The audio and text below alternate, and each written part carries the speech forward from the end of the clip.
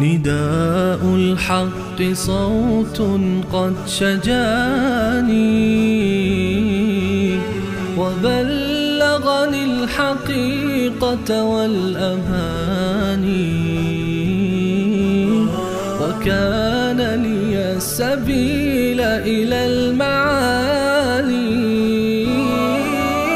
ونورا للهداية والبيان.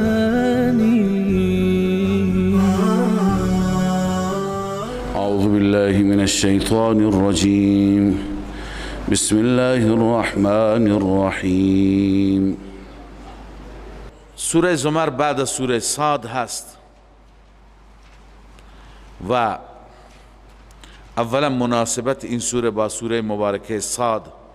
در سوره صاد شما خواندید که در دربار الله عزوجل هیچ کسی به عنوان شفیع که شفیع غالب باشد وجود ندارد و اونهایی که شما به عنوان شفیع میخوانید، مثلا پیامبران خواندیم در سوره صاد پیامبران به چه بلاهایی گرفتار شدند، به چه مشکلاتی گرفتار شدند، چه مصیبتهایی بر اونها آمد. اینجا بحث ابراهیم را خواندیم، زکریا را خواندیم، ایوب را خواندیم. ابراهیم برای فرزند نیازمند خدا بود، ما به ابراهیم مژده فرزند دادیم. ابراهیم علیه السلام تو آتش انداختنش، ما او را نجات دادیم. ایوب علیه السلام چه سختی هایی تحمل کرد. زکریا از خدا چی خواست؟ لذا همه انبیا، از سیرت انبیا انسان باید به توحید برسد که همه اینها در هنگام مصائب، در هنگام مشکلات خدای عزوجل را میخواندند و به انواع تکالیف، ابتلاعات جسمی، مالی و غیره اونها مبتلا بودند. حال در سوره مبارکه زمر میخوانیم که کسانی که غیر خدا را شفیع غالب میدانند اونها در روز قیامت به زمر مختلف تقسیم میشوند. کسانی که میدانند و نمیدانند. اونایی که نمیدانند یعنی سیق الذین اتقوا ربهم اتقوا عن الشرك اتقوا عن الكفر، اونها زمر میشن، گروه بندی میشن به سوی بهشت. اما وسیق الذین کفروا الى جهنم زمرا. پس میخوانیم در این سوره که آنها به زمر و به گروه های مختلفی تقسیم میشوند. اهل توحید به بهشت میروند، اهل کفر و اهل شرک به جهنم میروند. پس زمر به این معنی گروه های مختلف را الله در این سوره ذکر میفرماید. اما ابتدای سوره تمهید مع ترغیب است. درباره خود قرآن مجید الله تعالی ترغیب بیان میفرماید و دلیل وحی. بعد از اون دلایل عقلی. در این سوره بیشتر دلایل عقلیه هستند، دلایلی که قبلا شما خواندید بر اثبات توحید. الله میفرماید تنزیل الكتاب من الله العزیز الحکیم. تنزیل به معنی نزول تدریجی، کم کم نازل شدن، آهسته آهسته نازل شدن. کم کم نزول قرآن مجید از جانب اللهی هست، بیان منزل از جانب آن ذاتی است که الله است، العزیز غالب است، هر کاری میتونه بکنه. اما الحکیم اون کارهاش را با حکمت انجام میده، چون غالب است فوراً دشمنانش را نابود بکنه. نه، الله عزوجل هر کاریش مملو از حکمت است. انا انزلنا الیک الکتاب بالحق. این دلیل وحی است. همانا ما فرستادیم، فرو فرستادیم کتاب را به سوی تو ای محمد صلی الله علیه و سلم، به حق فرستادیم، یعنی با صداقت فرستادیم، با راستی فرستادیم. خلاصه کتاب چیه؟ ببین موضوع سوره هم همینه، فاعبد الله مخلصا له الدین، ای فاعبد الله مخلصا له العباده. قبلا گفتم که عبادت 4 معنا دارد. عبادت یکی از معانیش به معنی، ببخشید دین 4 معنا دارد، یکی از 4 معناش به معنی عبادت است. دین اینجا به معنی عبادت. فاعبد الله مخلصا له الدین ای له العباده، خدا را طوری عبادت کن که خالصتا عبادتت برای خدا باشد، نه برای غیر خدا، که غیر خدا را هم کرنش کنی، هم فریاد بزنی، هم برش نظر و نیاز کنی، نه. فاعبد الله، این خلاصه و این دلیل وحی هست. پس عبادت کن الله را مخلصا خالصتا له، برای الله، الدین یعنی العباده. الا لله الدین الخالص، آگاه باش، خبردار، فقط و فقط برای الله است عبادت خالص. عبادت خالصتا باید برای الله باشه، در عبادت نباید کسی را شریک خدا قرار داد. والذین اتخذوا من دونه اولیاء، حال زجر و توبیخ بر کسانی که غیر الله را عبادت می کردند. وقتی که به مشرکین گفته میشه شما چرا اینها را عبادت میکنید، مگه اینا مخلوق خدا نیستند، اینا آفریده خدا نیستند؟ میگفته اینها ما را به خدا نزدیک میکنه، اینا وسیله هستند، اینا واسطه هستند، ما را به قرب خدا میرسانند. چیزی که امروز هم خیلی ها میگند که ما اینا را مقصودا عبادت نمی کنیم، مستقلا عبادت نمی کنیم، اینا سبب قرب ما به خدا میشن. و گاهی در گذشته هم عرض کردم، گاهی مثال هم بیان میکنند، الله عزوجل را علیاذ بالله قیاس میکنند به یک پادشاه در دنیا، که انسان به پادشاه نمیتونه برسه مگر با واسطه، مگر با رابطه، به وسیله زیردستان پادشاه، به وسیله ملأ، درباریان، وزرا، رؤسا. لذا ما اونها را وسیله قرار میدیم تا به پادشاه برسیم. فلا تضربوا لله الامثال، برای خدا مثال بیان نکنید. خدای عزوجل با پادشاهان فرق میکنه. پادشاه از خود خبر نداره، الله میگه نحن اقرب الیه من حبل الورید، ما از شاهرگ به تو نزدیک تریم، تو هر چی میگی ما میشنویم. و هو معکم اینما کنتم، هر جا باشی خدا با تو هست. یعنی خدا نسبت به تو علم داره، خدا از درونت هم خبر داره، از ظاهرت هم خبر داره. پس خدا را با یک رئیس جمهور، با یک پادشاه علیاذ بالله مقایسه نکنید، با یک رئیس اداره مقایسه نکنید. لذا اونها همین میگفتن. الله می فرماید زجر و توبیخ بر مشرکان. والذین اتخذوا من دونه اولیاء، کسانی که غیر از الله دیگران را حامی خودشان گرفتند. ولی به من حامی، ما لکم من دون الله من ولی ولا نصیر. کسانی که غیر از الله دیگران را حامی و ناصر گرفتند. و چی می گفتند؟ چه توجیهی داشتند؟ ما نعبدهم الا لیقربونا الی الله زلفا، می گفتند ما اینها را پرستش نمی کنیم، ما اینها را فریاد نمی زنیم، ما از اینها استمداد نمی کنیم مگر ما را نزدیک کنم به الله. زلفا، نزدیک کردنی. زلفا مفعول مطلق برای یقربونا من غیر لفظی هست، معنیش یکی هست. الله می فرما با این بهانه میری از غیر خدا استمداد میکنی، غیر الله را سجده میکنی، برای غیر الله نظر و نیاز میکنی. ان الله یحکم بینهم، این نتیجه اخروی هست.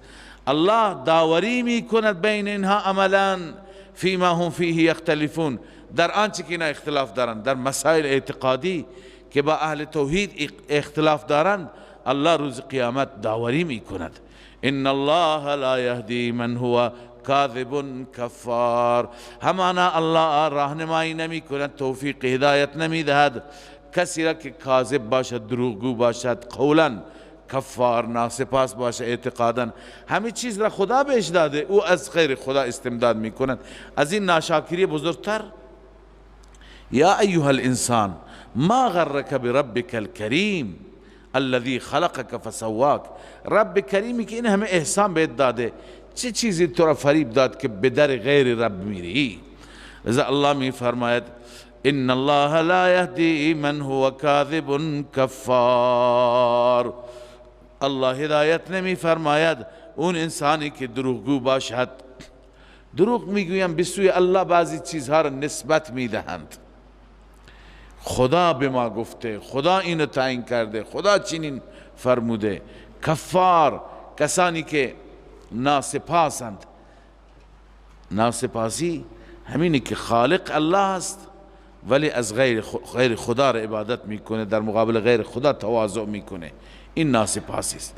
لو اراد الله، بازم زجر و سرزنش بر اون اعتقاد خرافی که میگفتن خدای عزوجل برای خودش فرزند انتخاب کرد.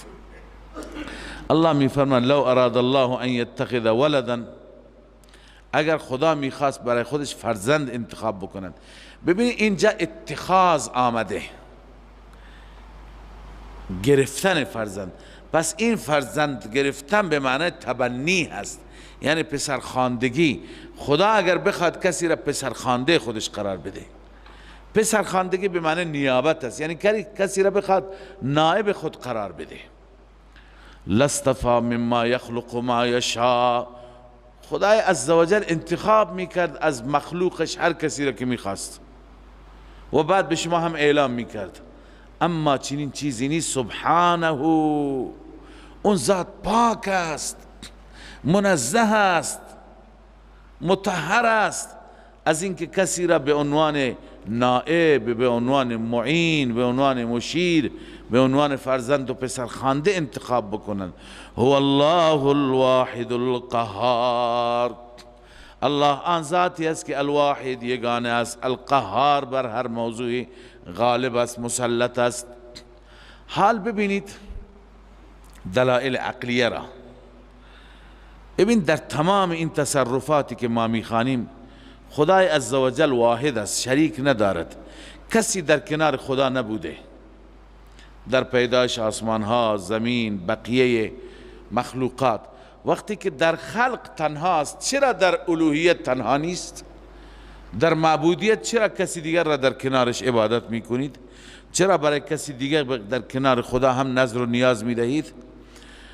الله میفرماید خلق السماوات والارض بالحق، الله آسمان ها را، زمین را به حق آفرید. بالحق اظهار الحق، حق را نشان بده که فقط منم. یکور اللیل علی النهار، می پیچاند شب را بر روز. و یکور النهار علی اللیل، می پیچاند نهار را بر شب. چطور می پیچاند؟ یکور از کور هست، کور پیچ را میگن. کور عمامه شنیدین نه؟ کور عمامه، این پیچ عمامه را میگند. می پیچاند به این معنی که الان مثلا روز هست، شب را می پیچه، می بینیم از تمام اطراف شب میاد دوروبر روز چی میشه؟ بر او را احاطه میکنه، بر او مسلط میشه. روز میره، از بین میره، شب میشه، همه جا را تاریکی فرا میگیره. باز شب هست، همه جا تاریکه، روز میاد او را میپیچاند، یعنی از هر طرف، از اطراف و اکناف روشنی میآید. معنیش اینه که قبلا هم این آیه را با تعبیرات دیگه شما خواندید که شب را میبره روز میاره، روز را میبره شب میاره. خود تو این هزاران حکمت است، هزاران منافع برای شماست که بعضی را هم بحث کردیم. الله می فرماید وسخر الشمس والقمر، علاوه از این مسخر و تابع قرار داد برای شما خورشید و ماه را. کل یجری لاجل مسمى، هر یک از اینها جاری هست، یعنی انجام وظیفه می کند. لاجل مسمى، برای مدت معین. اون مدت معین کی هست؟ قیامت است. وقتی که قیامت برپا بشه دیگه خورشید جمع میشه. اذا الشمس کورت و اذا النجوم انکدرت و اذا الجبال سیرت، همه اینها ماموریتشون تمام میشه، هر یکی جمع میشه. اونجا شمس هم پیچونده میشه، مثل همون کوری عمامه کورت، دیگه بساطش برچیده میشه، کارش تعطیل میشه. الله می فرماید الا هو العزیز الغفار. الا معنیش اینه آگاه باش، متنبه باش ای مخاطب، اون ذات عزیز است. عزیز به معنی غالب، این ترهیب است. هر کاری میتونه بکنه، شما را به اشد مجازات میتونه گرفتار بکنه، اما الغفار این ترغیب است، اون خیلی بخشنده. پس بیار به سوی او رجوع کن، بیا و با خدا کسی را شریک نگردان. خلقکم من نفس واحده، آنچه که شما خواندید دلیل عقلی بود، آفاقی، اما این دلیل انفسی است، یعنی دلیل از وجود خود شما، از درون شما. شما را الله آفرید از نفس واحده، یعنی از آدم. ثم جعل منها زوجها، سپس قرار داد از آن زوجش را. به چه معنی از آن زوجش را؟ به اون معنی قبلا هم خواندیم، شبیه این آیه را چندین بار. به اون معنی که از دنده چپ حضرت آدم متولد شد، چنانچه در روایت آمده، به اون معنی نیست. جعل منها زوجها ای من جنسها زوجها، منها ای من جنسها، یعنی خدای عزوجل لطف کرد به شما، به آدم، از جنس خودش همسری، جفتی برایش قرار داد. والله جعل لكم من انفسكم ازواجا، خواندید در سوره روم. والله جعل لكم من انفسكم، یعنی از خودتون، از جنس خودتون. یعنی به شما دستور نداد ای انسان ها برای نیاز جنستون برید با جنات ازدواج کنید، با حیوانات ازدواج کنید، با قشر دیگه ازدواج کنید، نه، بلکه از جنس خود شما همسری برای شما الله خلق کرد. و انزل لكم من الانعام 8 ازواج، و الله عزوجل انزل به معنی خلق هست، اینجا آفرید برای شما از 4 پایان 8 نوع. 8 نوع که شما در سوره انعام خواندید، نه؟ 8 ازواج، من الضأن 2 و من المعز 2. 2 تا گوسفند سفید، یکی نرش یکی مادش. و من المعز 2 بز به اصطلاح معز، 2 تا اون نر ماده، این شدن 4 تا. و من الابل 2 و من البقر 2، شتر هم 2 تا نر و ماده، گاو هم 2 تا، این 4 تا این و 4 اون میشه 8 تا. پس الله برای خوردن شما، یعنی حیوانات حلال گوشت، الله آفرید برای شما از 4 پایان 8 نوع. یخلقکم فی بطون امهاتکم، شما را الله عزوجل می آفریند در شکم مادرانتان. خلق من بعد خلق، خلق بعد از خلق. خلق بعد از خلق شما قبلا خواندید، یعنی نطفه، ثم من مضغه، ثم من علقه، ثم من مضغه مخلقه و غیر مخلقه، مراحل مختلفی که انسان داره به تکمیل میرسه. یک جنین اول نطفه هست، بعدا لخت خونی هست، بعدا تک گوشتی هست، الی آخره که آخر استخوان میگیره، پوست میاد بر او، الله عزوجل روح بهش میده. همه اینا فی ظلمات 3، در 3 تا تاریکی. فی ظلمات 3، 3 تا تاریکی شما را الله عزوجل در چه شرایطی خلق میکند. 3 تا تاریکی، یک تاریکی شکم مادر است، یکی رحم مادر است، یکی شکیمه هست. شکیمه میگویند به اصطلاح محلی ما میگن بچه دان، اون غیر از رحم است. یک توری که بچه توش هست، اون شکیمه پاره میشه، به اصطلاح بچه میاد بیرون و بعد میفته اون. پس ببینید 3 تا پرده هستن. اول شکیمه هست که در عربی شکیمه میگن، ما بچه دان میگیم. بعد از اون رحم است و بعد از اون چیه؟ شکم. پس 3 تا تاریکی هستند. فی ظلمات 3، ذالکم الله ربکم، این که شما را این گونه آفرید در این همه پرده ها، در این همه سیستم پیچیده. ذالکم الله ربکم، این الله است که شما را آفرید. له الملک، فقط و فقط مال اوست پادشاهی، یعنی تصرفات، قدرت مال اوست، از آن اوست. لا اله الا هو، از این دلائل قدرت به این نتیجه رسیدیم هیچ معبود غیر او نیست که لایق پرستش، لایق عبادت. فانا تصرفون، به کدام سمت و سو برگردانده میشوند بعد از این دلایل؟ یعنی به کدام سمت به انحراف کشیده میشن؟ این همه دلایل واضح بیان میکنه که این قدرت ها مال خدای لایزال هستند. وقتی که قدرت مال خداست، پس بقیه اوصاف مثل عبادت، فریاد، استمداد، استغاثه، استعانه هم باید از خدا باشه، نباید از غیر خدا باشه.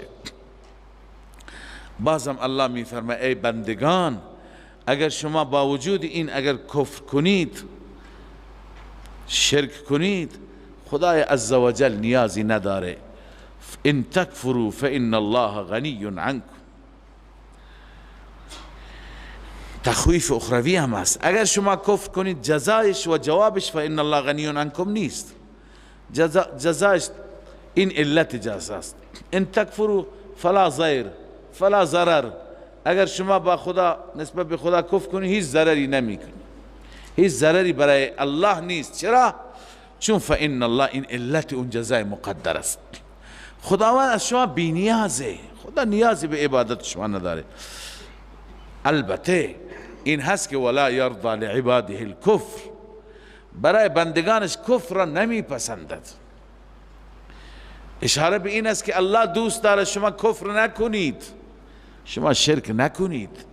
اما و ان تشکروا یرضه لکم، اگر شما شاکر و سپاسگزار باشید، موحد باشید، فقط خدا را فریاد بزنید، فقط خدا را عبادت کنید، الله میپسندد، راضی میشه برای شما، یعنی این را دوست میدارد. ولا تزر وازرة وزر اخرى، و هم هر کسی بار خودش را خودش برمیداره. وزر بار گناه را میگن، حمل نمی کند حمل کننده گناه بار گناه دیگری را. ثم الى ربكم مرجعكم، سپس بازگشت شما به سوی ربتان هست. فینبئکم بما کنتم تعملون، خداوند شما را به اعمالتون خبر میده. شما چی میکردید تو دنیا؟ آیا شرک و کفر یا ایمان و توحید؟ انه علیم بذات الصدور، علم الله هم کامل است، حتی اسرار سینه های شما را هم میداند. و اذا مس الانسان ضر دعا ربه منیبا الیه، الله عزوجل سرزنش میفرماید انسان مشرک را. الانسان مفسرین گفتن الف لام عهدی هست، ای المشرک. انسان مشرک چنین هست که هرگاه بهش آسیبی میرسه، بهش با مشکلی مواجه میشه، فقط خدا را فریاد میزنه و غیر از خدا کسی را فریاد نمیزنه.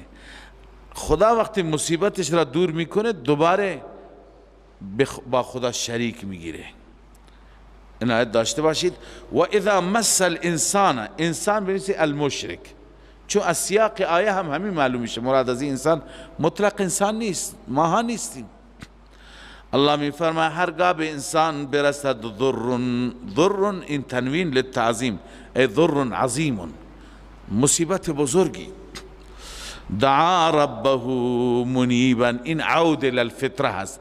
هر انسان فطرتا موحد است. دعا ربه منیبا الیه، فریاد میزند ربش را در حالی که انابت کننده به سوی الله است، رجوع کننده به سوی الله است. مثل داستان اکرمه فرزند ابو جهل که تو دریا بود، اونجا دیدن فقط خدا را صدا میزنند، میگن ببین اینجا خدایان کاری نمیتونن بکنند.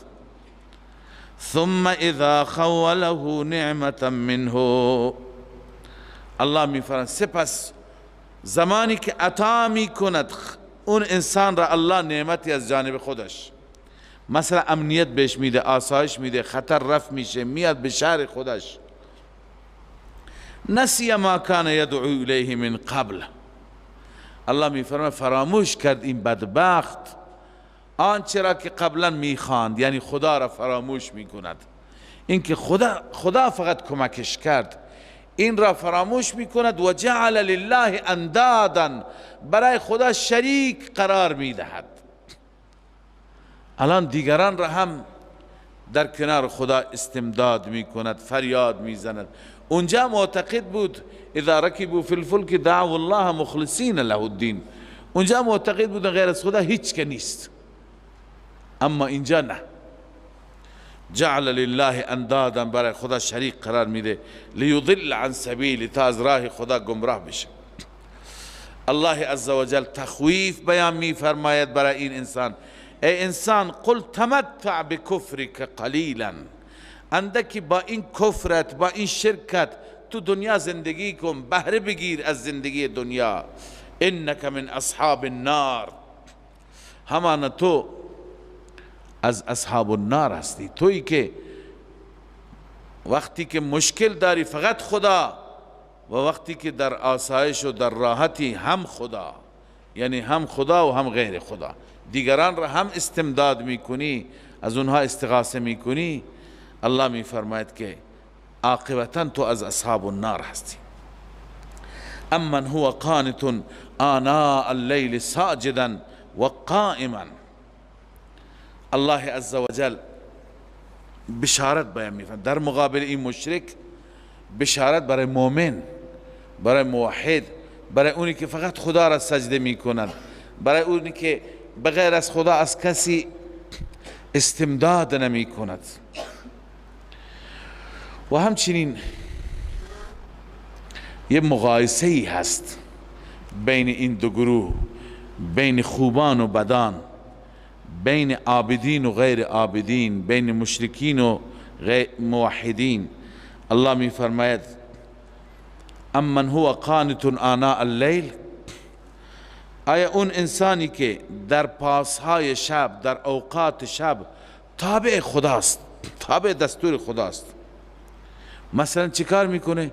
ساجدا و قائما، سجده کننده و قیام کننده، این است تابعیت خدا. در لحظات مختلف شب یا سجده یا قیام. این حالت قالب است. این حالت چیه؟ قالب یعنی ظاهرش. الان حالت قلبش را ببین: یحذر الآخرة و یرجو رحمت ربه. حالت قلبش از آخرت میترسد، یعنی از عذاب آخرت بیم دارد، حذر دارد. و یرجو رحمت ربه، رحمت پروردگار را امیدوار است. الایمان بین الخوف و الرجاء، ایمان بین این دوتا دایر است. هم از خدا خیلی بترس، چنان خوف باشد که بگو اگر خدای نکرده به ناس یک نفر گرفتار بشه شاید من باشم، اعمالم چنان بده، لذا بترسه. و خیلی هم امیدوار باش، بگه اگر بنا باشه که یکی نجات بیابه شاید من باشم، امیدوار باشم. لذا الله می فرماید یحذر الآخرة و یرجو رحمت ربه، از آخرت می ترسد و رحمت رب را امیدوار است. قل هل یستوی الذین یعلمون والذین لا یعلمون. ببین عالمان اینا هستند. در درس یکی دو روز پیش تاکید کردم که عالم اون مستشرق نیست که تو اروپا نشسته علوم قرآن و سنت بلده. دانشمند اون کسی نیست که تو دانشگاه مدرک گرفته، تو حوزه علمی سند گرفته. عالم واقعی عامل است. الله می فرماید اونی که در لحظات شب یا قیام یا سجده و حالت قلبیش هم از الله می ترسد، هم به رحمتهای الهی امیدوار است. قل هل یستوی الذین یعلمون، اینا هست یعلمون، آیا اینها برابرند؟ والذین لا یعلمون، اونهایی که نمیدانند، یعنی اونهایی که این اعمال را ندارن برابرند؟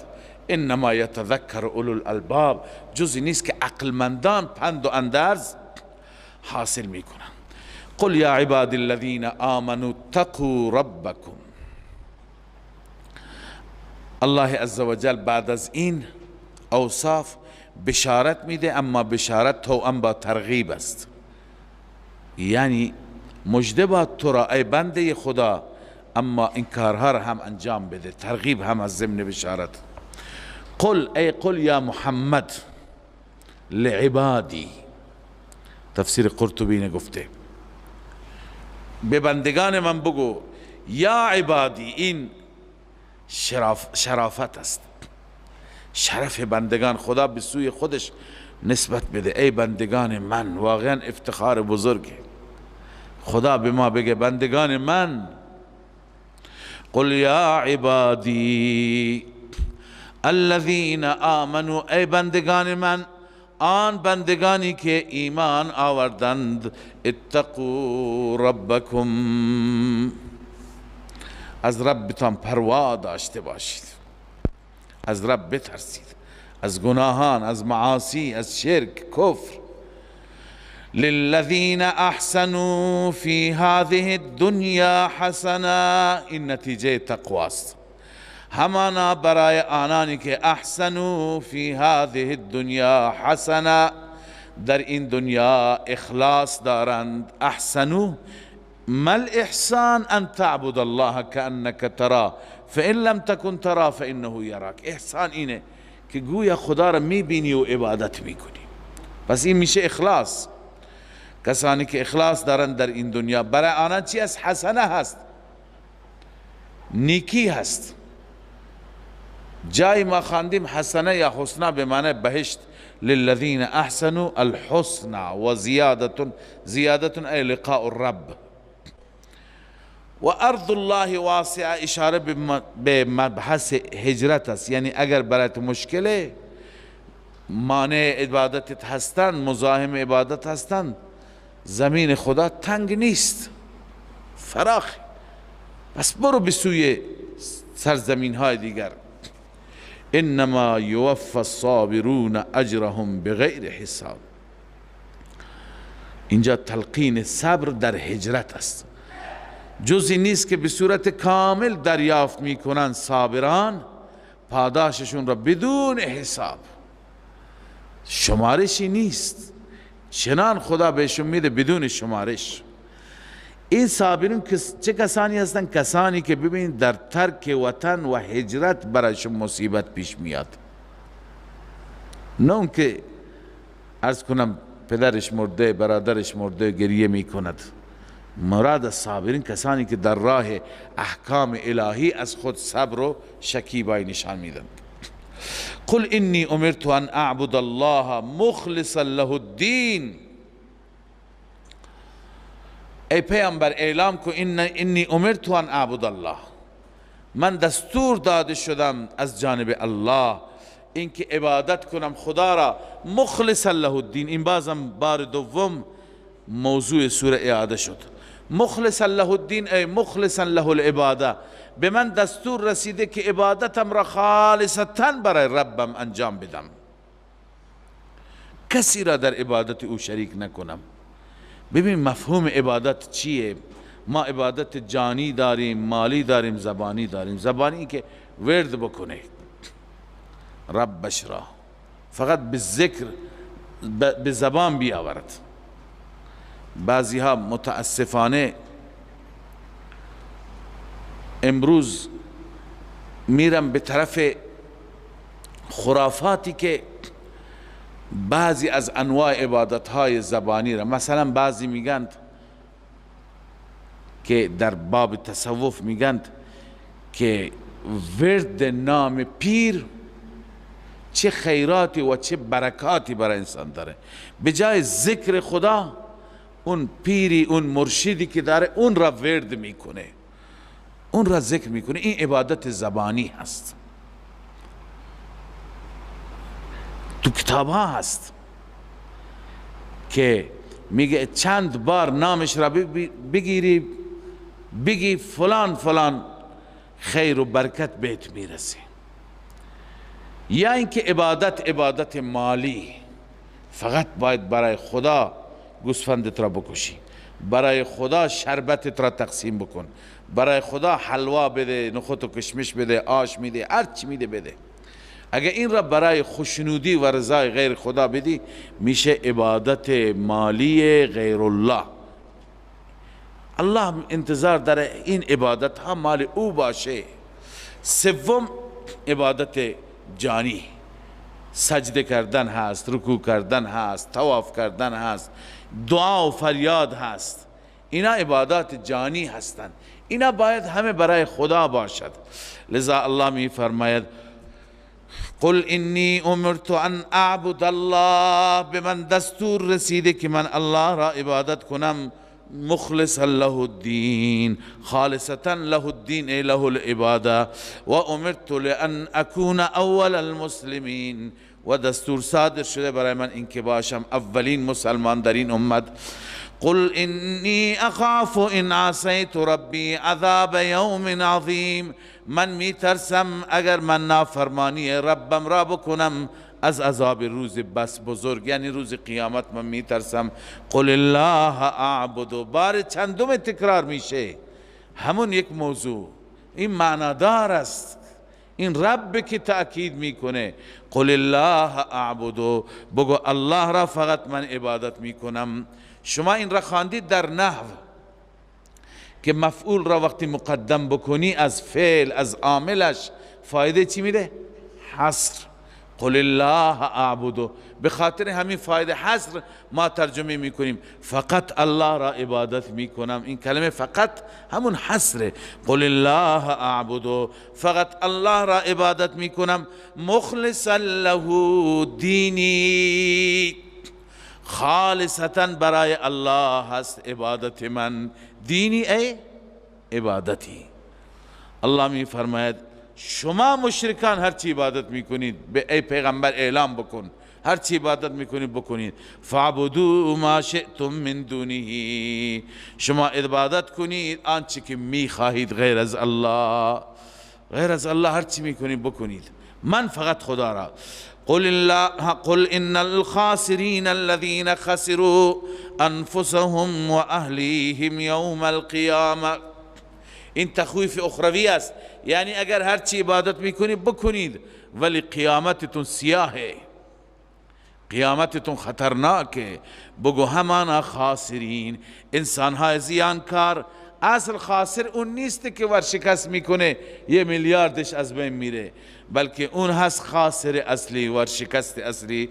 الذين خسروا انفسهم و اهلیهم یوم القیامه، آنهایی که خودشان را و اهل و عیالشان را در خساره و در زیان قرار دادند، یعنی بجای عبادت الله با خدا شریک گرفتند، بجای عبادت الله غیر الله را عبادت کردند. الا ذلك هو الخسران المبین، آگاه باش، خبردار، مطلع باش که این خسران مبین است، این خساره آشکار و روشن است. لهم من فوقهم ظلل من النار، این بیان کیفیت خساره است. چه خساره ای؟ الله می فرماید برای این انسان ها از بالای سر ظلل من النار، سایه های از آتش است، یعنی آتش بر اونها سایه افکنده. و من تحتهم ظلل، و همچنین از زیرشان سایه چی است؟ سایه هست به معنی آتش، یعنی از هر طرف در محاصره آتش قرار دارند.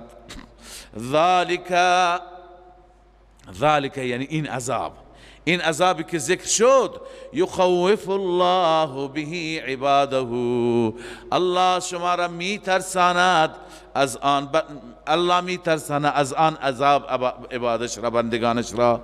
این عذابی که ذکر شد الله بندگانش را از این عذاب می ترساند.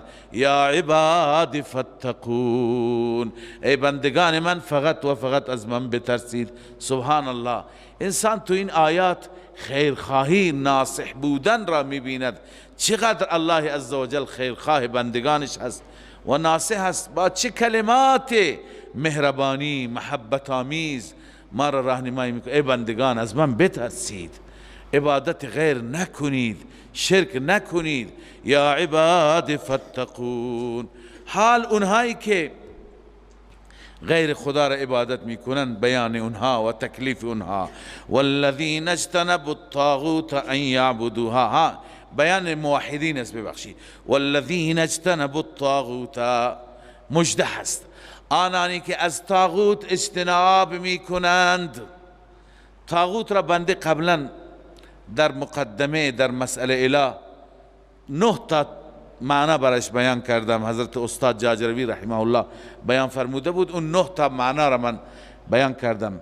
مثلا طاغوت به معنی بت هم میاد، صنم. طاغوت به معنی شیطان هم میاد.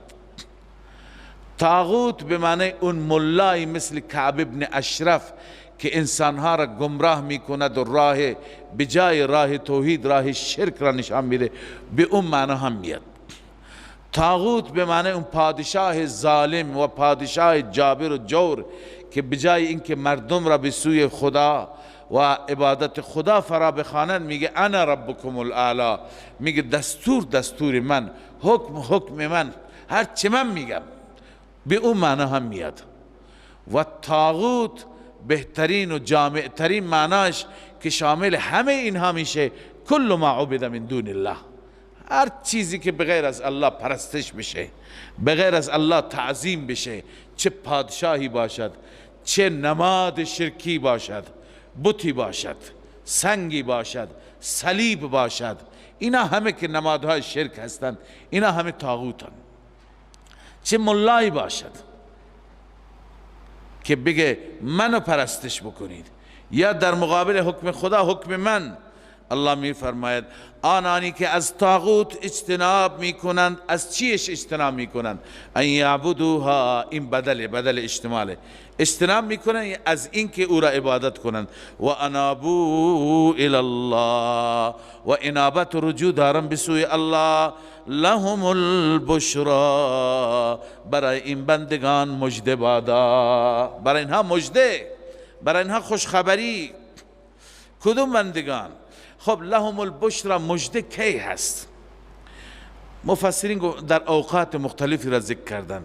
مژده به وقت موت، وقتی که بمیرند فرشتگان رحمت را میبینند، مژده را دریافت میکنند.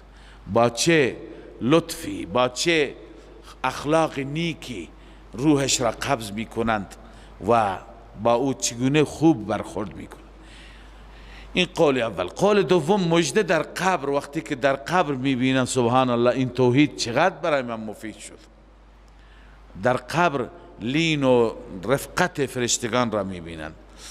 3 میدان حشر، به وقت میدان محشر اونجا میبینن. به هر حال فبشر عبادی الذین یستمعون القول، ای پیامبر مژده بده بندگان من را، آن بندگانی که یستمعون القول، سخن را میشنوند، اما فیتبعون احسنه، زیباترینش را پیروی میکنند. مثلا در میان شرک و توحید را دنبال میکنند، در میان تقوا و معصیت تقوا را دنبال میکنند، احسن را دنبال میکنند. اولئک الذین هداهم الله، اینها کسانی هستند، این نتیجه دنیویه، الله اینها را هدایت کرده. و اولئک هم اولو الالباب، اینها عقلمندان هستند. افمن حق علیه کلمت العذاب، تخویف اخروی است. الله می فرماید اون انسانی که بر او کلمه عذاب ثابت شده، یعنی ثبت شده، نوشته شده، فیصله شده، آیا اون انسان، جوابش مقدره، کمن هو لیس کذالک، آیا اون انسان مثل اون انسانی است که چنین نیست؟ اینا با هم برابرند؟ هرگز برابر نیستن. افا انت تنقذ من فی النار، آیا میتونی نجات بدی اونی که تو آتش است؟ این کیه؟ همونی که حق علیه کلمت العذاب. تو حتی تو هم نمیتونی او را نجات بدهی. لكن الذين اتقوا ربهم، از اینجا بشارت است، بشارت برای اهل تقوا. اتقوا عن الشرک، بزرگترین تقوا دوری از شرکه، بعدا دوری از معاصی دیگر. لكن الذين اتقوا، اما کسانی که از شرک دوری می کنند، آنانی که از معصیت دوری می کنند، لهم غرف من فوقها، برای آنها بالاخانه هایی است، اتاقهایی هست من فوقها غرف مبنیه، یعنی چنان ساختمانهای، چنان کاخهای، چنان اتاقهایی که بالایشون دیگه اتاق است، مبنیه بنا شده، یعنی چند طبقه، معنیش اینه. لهم غرف مبنیه، بالایشان غرف بنا شده است. تجری من تحتها الانهار، از زیر درختان و از زیر کاخهایشان نهرها جاری است. وعد الله، یعنی وعد الله وعدا، معنیش اینه الله وعده کرده با شما، این وعده الله است. و بدانید که لا یخلف الله المیعاد، الله خلف وعده نمی فرماید. اون چه که وعده کرده وعده محقق میشه، به شرطی که شما صبری داشته باشید. بالاخره اینها همه دعوت بود و مدعای اصلی بود از اول سوره. بعد از دلیل عقلی، از اول سوره بار بار تکرار با تعبیرهای مختلف، با کلمات مختلف که فقط خدا را عبادت کنید، غیر از خدا را عبادت نکنید. حال بشنو دلیلش را، این دلیل دومی است بر اثبات توحید عقلیه. الم تر ان الله انزل من السماء ماء، آیا نمی بینی که الله از آسمان آب نازل فرموده، فسلکه ینابیع فی الارض، برده الله چشمهایی در زمین، یعنی جاری کرده در زمین به وسیله همین آب باران چشمها جاری میشه. شما مشاهده فرمود گاهی باران که زیاد میاد آخر چشمها هم زیاد میشه. ثم یخرج به زرعا، سپس به وسیله همین آب الله کشتی زراعتی را بیرون می کند، مختلفا الوانه، که رنگهایشون متفاوت و مختلف. ثم یهیج، سپس کامل میشه، یعنی همین زرع به اصطلاح پخته میشه، کامل میشه. فتراه مصفرا، او را چی میبینی؟ زرد رنگ. وقتی که کامل بشه، برسه، زرد میشه دیگه، چه گندم باشه چه جو باشه.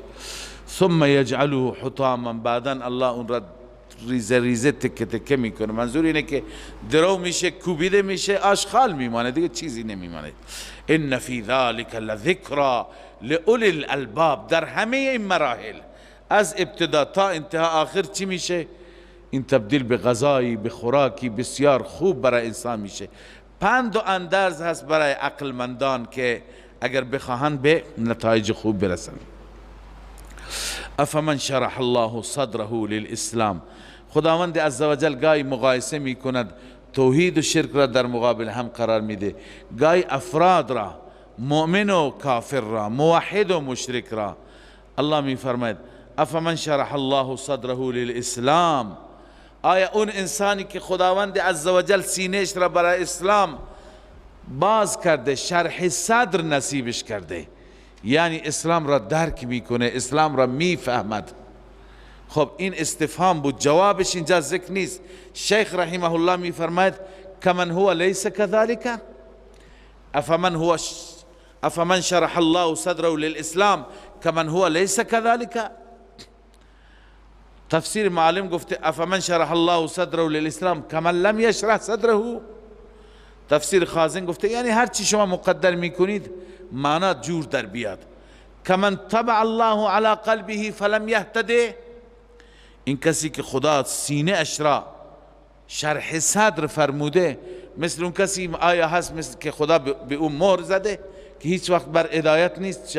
جامع البیان میگه کمن اقصى الله قلبه، مثل قسی القلب، اینا هرگز با هم یکی نیستن. فهو على نور من ربه، این شخص بر نور هدایت است از جانب ربش. فویل للقاسیة قلوبهم من ذکر الله، جامع البیان از این کلمه کمن اقصى الله فرموده. ویل، هلاکت برای اون دومی، اون انسانی که خداوند قلبش را قسی قرار داده. للقاسیة قلوبهم من ذکر الله، قساوت قلب از چی داره؟ از قرآن. ذکر الله یعنی قرآن، یعنی قرآن را درک نمی کنه، قرآن بر قلبش اثر نداره. اولئک فی ضلال مبین. الله می فرماید اینها در گمراهی آشکار. الله نزل احسن الحدیث کتابا متشابها مثانی. حال دلیل وحی، اعاده دلیل وحی هست. الله نازل فرموده بهترین سخن را، کتابا التنوین للتعظیم، بهترین سخن کتاب عظیمی هست، اما متشابها، شبیه هم، یعنی آیات کتاب مثل هم در چی؟ یشبه بعضه بعضا فی الحسن والحکمه، در زیبایی، در حکمت مثل هم هستند، همدیگر را تصدیق می کنند. این معنای متشابه است. مثانی به معنی تکرار، مطالبش تکراری هم هستند. چرا؟ بعضی مطالب تکرار میشن تا مردم بفهمند، بعضی تکرار میشن تا بار بار تذکر بگیرند. چنانچه قال الضحاک مثانی تردید القول لیفهموا عن ربهم، قول را تکرار کردن و دوباره رد کردن و برگرداندن تا بفهمند. پس تکرار به این منظور هست. تقشعر منه جلود الذین یخشون ربهم، چنان کلام تأثیر گذاری هست که موهای بدن بلند میشه. اقشعرار بلند شدن موی بدن را میگن، ولی اینجا پوست صریح شده. تقشعر منه جلود الذین یخشون ربهم، یعنی متأثر میشه پوست کسانی که پوست بدنشون تکان میخوره، به معنی این است. متأثر میشه پوست کسانی که یخشون ربهم، از ربشان میترسند. ثم تلین جلودهم و قلوبهم، بعد از اینکه از خدا بترسند متأثر بشند، تمایل پیدا میکند پوست و قلبشان، یعنی بدنشان، قالب و قلبشان، الى ذکر الله، به سوی یاد حق. لذا ذلك هدی الله، این قرآن است که این تأثیر را دارد، هدایت الهی هست. یهدی به من یشاء، به وسیله این الله هر کسی را که بخواد هدایت میکند. و من یضلل الله فما له من هاد، هر کسی را که الله گمراه کند برای او هیچ هادی، هیچ هدایتگر و راهنمایی نیست. سبحان الله. افمن یتقی بوجهه سوء العذاب یوم القیامه. دو تا تقابل ما خواندیم، این تقابل سوم است. آیا اون انسانی که خودش را حفاظت میکنه به وسیله چهره اش، یعنی دور میکند هر چیز را از خود دفع میکند به وسیله چهره اش از عذاب سوء، عذاب خطرناک در روز قیامت. ببینید معمولا در دنیا اینطوره که هر خطری شما را تهدید بکنه، شما به وسیله چی دفعش میکنید؟ به وسیله دست. یه چیزی به طرف چهره شما میاد، دست نگاه میداری. کسی چوبی میزند، شما سعی میکنید چوب به چهره نخورد، به سر نخورد، دست را شما چی میکنید؟ سپر بلا میکنید. آیا اونجا برعکس در قیامت که انسان هر چی را میخواد دفع کنه به وسیله چهره دفع میکند؟ مفسرین نوشتند چون انسان ها اونجا دست و پایشون بسته است، دست های مجرمین پشت سر بسته، وقتی که شعله آتش میاد این به جایی که دست را جلو بذاره چهره را جلو میذاره، چهره را سپر میکنه. به این معنی است افمن یتقی بوجهه سوء العذاب یوم القیامه، خودش را حفاظت میکنه به وسیله چهره، الله پناه بده از عذاب سوء در روز قیامت. و قیل للظالمین ذوقوا ما کنتم تکسبون، به این ظالمین و مشرکین گفته میشه بچشید آنچه که کسب کردید، یعنی این نتیجه عمل کرد خودتون هست. کذب الذین من قبلهم، این تخویف اخروی است. اینهایی که الان تکذیب کردن اولین ها نیستن، قبل از اینها هم تکذیب کردند حق را. فاتاهم العذاب من حیث لا یشعرون، عذاب پیش آنان آمد از آن جایی که لا یشعرون، درک نمی کردند، متوجه نبودند که چطور عذاب آمد، از کجا آمد؟ فاذاقهم الله الخزي في الحیاة الدنیا، الله آنها را چشانید رسوایی را در زندگی دنیا. رسوایی چی بود؟ خسف بود، مسخ بود، انواع عذابها بود. ولعذاب الآخرة اکبر، اما این عذاب هیچ چی نیست در مقابل عذاب آخرت. عذاب آخرت بزرگتر است، سنگینتر است. لو کانوا یعلمون، کاش میدانستند. یا اینکه این لو تمنی است، کاش میدانستند، یا شرطی است لو کانوا یعلمون ما فعلوه، اگر میدانستند هرگز این کارها را نمیکردند. ولقد ضربنا للناس في هذا القرآن من كل مثل، حال ترغیب بسوی قرآن. اگر راه نجات میخواهی بیا بسوی قرآن. همانا ما بیان کردیم برای مردم در این قرآن هر نوع مضمون، هر موضوعی درش صحبت کردیم. لعلهم یتذکرون، شاید اونها چی؟ پند بگیرند، تذکر بگیرند. قرآنا عربیا، در حالی که این قرآن کتابی هست، قرآنی هست به زبان عربی، غیر ذی عوج، هیچ نوع کجیش توش نیست. لعلهم یتقون، این حکمت انزالش هست شاید اونها بپرهیزند از شرک و کفر. الله عزوجل در پایان رکوع مثالی بیان می‌فرماید. مثال هم مثال جالبی هست. الله می‌فرماید که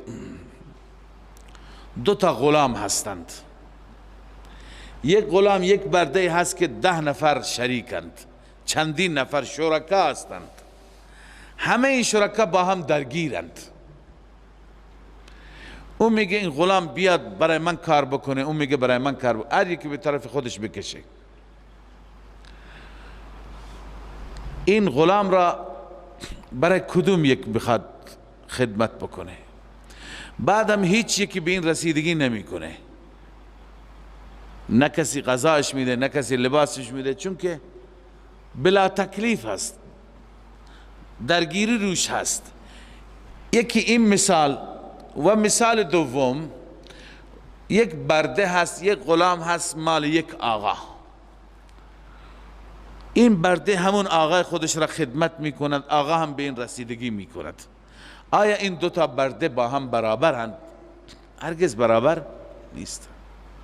پس اولی مثال مشرک، دومی مثال موحده. مشرکی که برای خودش چندین خدا انتخاب کرده،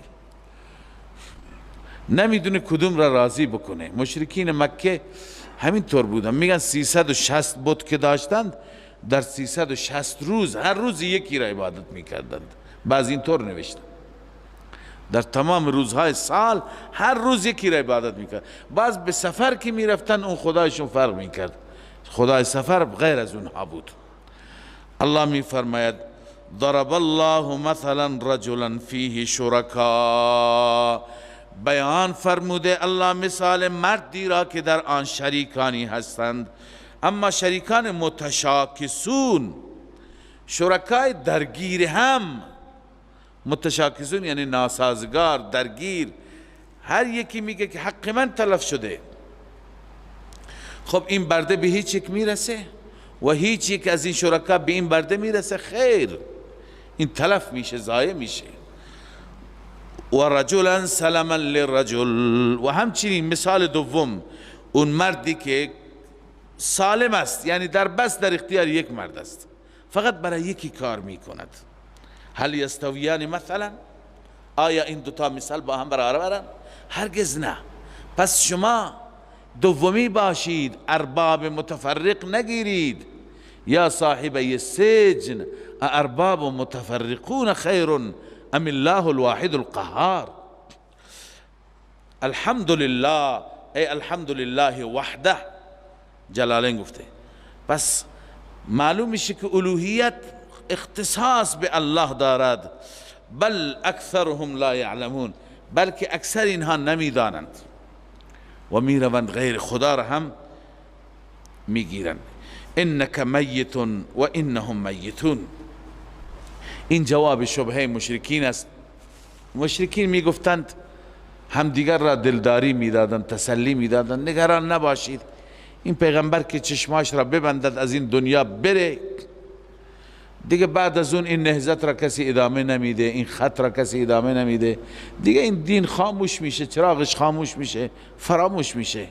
شما به عبادت خدایانتون میپردازید. الله میفرماید که مگر شما که از این دنیا تشریف ببرید، فوت بکنید، اونها نمیمیرند؟ انک میتون، شما هم میمیرید، شما هم وفات میکنید. و انهم میتون، آنان هم میتون. واو اینجا شاه عبدالقادر گفته به معنی ایضا هست، انک میتون ایضا انهم میتون، همچنین آنها چی هستند؟ میتون هستند. تفسیر مدارک گفته کانوا یتربصون برسول الله موته، منتظر بودن برای رسول الله موتش را. فاخبر ان الموت یعمهم، الله خبر داد، فاخبر موت شامل هر دو میشه، شامل موافقین و مخالفین، شامل رسول الله و دشمنانش. فلا معنی للتربص، پس این انتظار شما یعنی چی؟ بله، و شما که منتظر باش، مگه شما میمانید که شما میخواید دوباره تشکیل بدید دین آبایی و اجدادی را دوباره سازماندهی بکنید؟ ثم انکم یوم القیامت عند ربکم تختصمون، سپس در روز قیامت در بارگاه ربتان شما با هم دیگه چی میکنید؟ جر و بحث میکنید، با هم دیگه درگیر میشید. صدق الله العظیم.